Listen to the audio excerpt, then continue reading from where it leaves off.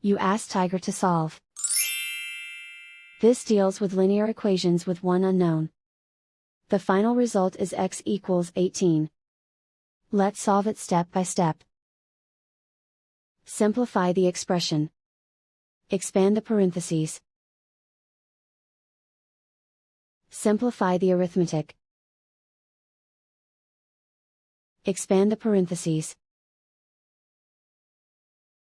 Simplify the arithmetic. Group all x terms on the left side of the equation. Subtract 5x from both sides.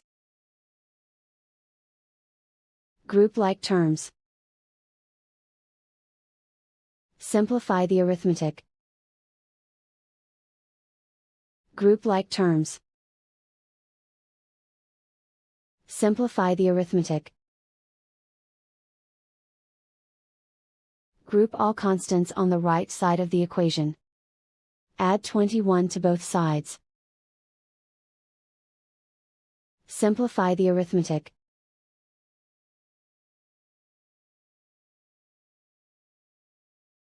Isolate the x. Divide both sides by 2. Simplify the fraction. Find the greatest common factor of the numerator and denominator. Factor out and cancel the greatest common factor.